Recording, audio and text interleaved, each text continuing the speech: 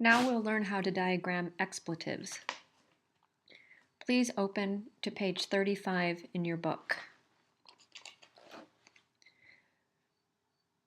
Much of what is explained on pages 35 and 36 is all you need to know about how to diagram what we call an expletive. An expletive in some cases or sometimes is called an interjection. In a sense, it is something like an interjection. I hesitate to call it that exactly, although I'd like you to be aware of that.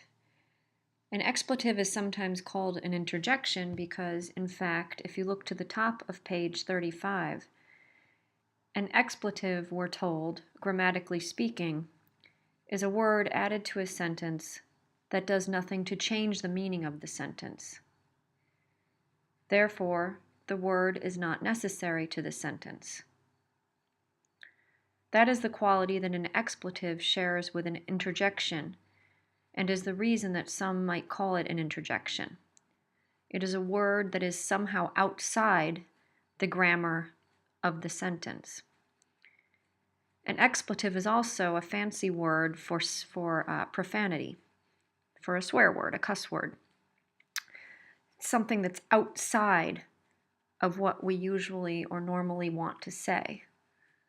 I won't give you an example here, but you know what I mean. So an expletive is a word that falls outside the regular grammar of the sentence. And the most common form of expletive in English is the word, or rather the word, there, T-H-E-R-E. This is sometimes, and some of you will recognize this phrase if you went to Catholic school, called a dummy subject. I'll explain what that means in a minute. Let's look to the first example on page 35.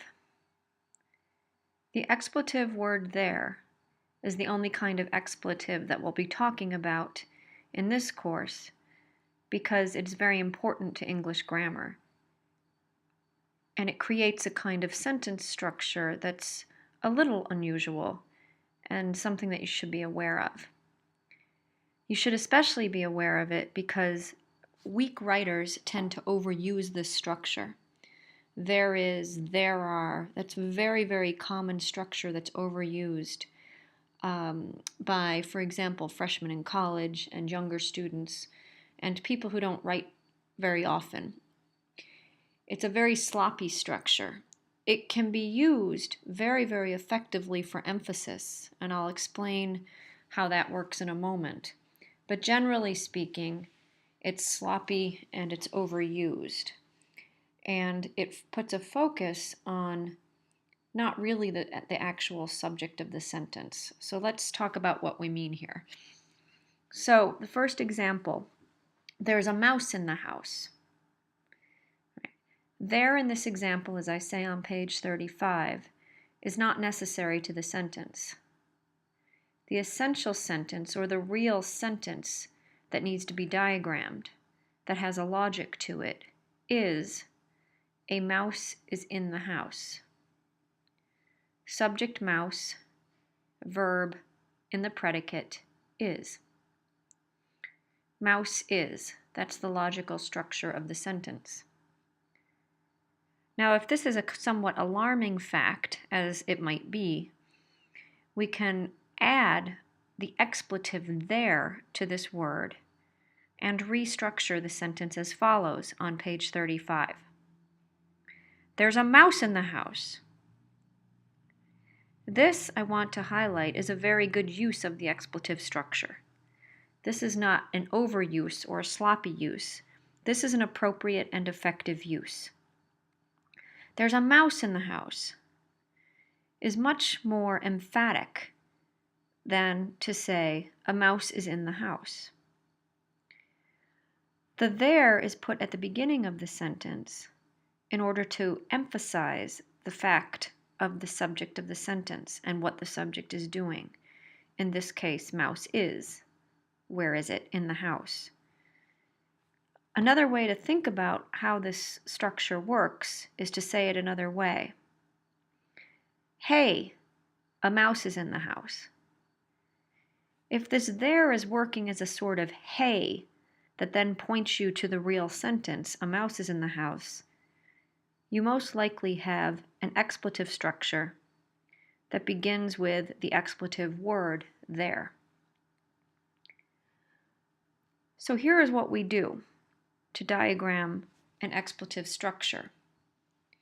Look to the bottom of page 35.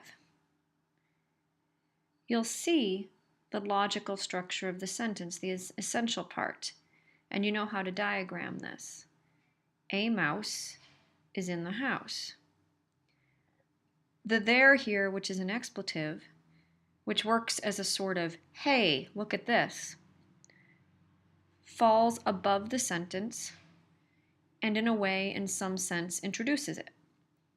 It's a perfectly logical place to put this expletive structure, just above the sentence, connected with a dotted line, which says in some way that it is not actually a logical part of the sentence, but that the word, in fact, points to or alerts us to the fact of the sentence.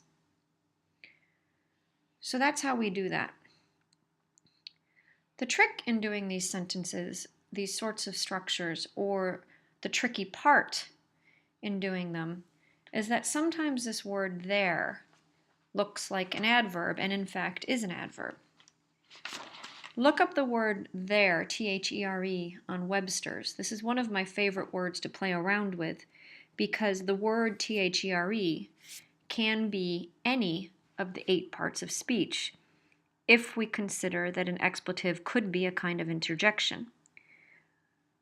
Take a look at Webster's and see all of the examples of the uses of T-H-E-R-E that are possible. Again, T-H-E-R-E can be any part of speech. So clearly, there is a possibility of confusing T-H-E-R-E as an expletive with other behaviors, with other parts of speech. Usually the confusion comes when we think mistakenly that T-H-E-R-E is an adverb rather than an expletive. So turn to page 36, on which I give you some examples of T-H-E-R-E, the word there, used as an adverb. So if we look to, let's begin with the 2 examples on the bottom of 36. The first example of there as an adverb reads, there is the bus now.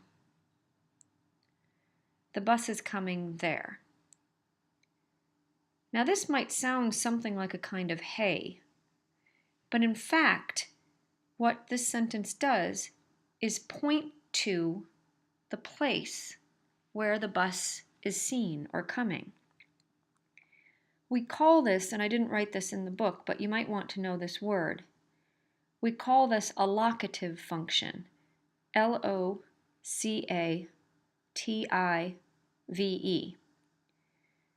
a word that gives you the place in which something might be found or seen. It has that pointing aspect to it. So pointing is different from a general alert, a general, hey, oh my God, wow, sort of sense of there, of T-H-E-R-E. There as an adverb has a kind of locative function or a pointing function. So there is the bus now. The person uttering that sentence is literally looking to a place where the bus is. That is adverbial. It's not an expletive use of the word. The next sentence works in much the same way. There's the car for me. This is very different from saying there is a car. You might want to jot this down for comparison. There is a car is different from there's the car for me. There's the car for me is pointing to a particular car. The car is right there for me. It has this locative function or this pointing function. When there is an adverb, as you see in both of these examples, it falls underneath the verb, as would any adverb that describes a verb, that is. which the word THERE in these cases does. The bus is where? It is there. The bus is when? It is now. The car is where? It's there. The car is in what way? It's for me. So we have adverbs underneath our verb.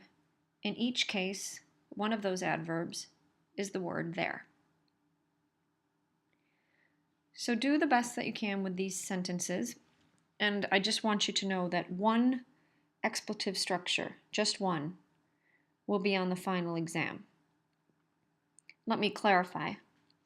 There will be one sentence that looks like one of these sentences in the example and in the homework for this exercise. It might be the use of THERE as an adverb.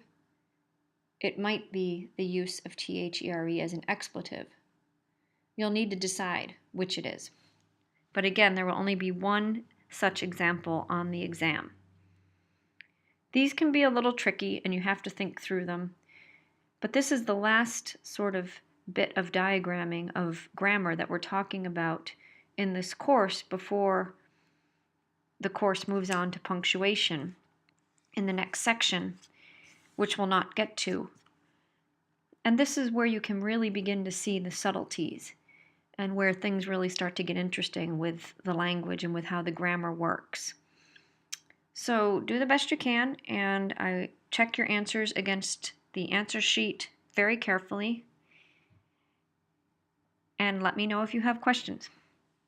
Good luck.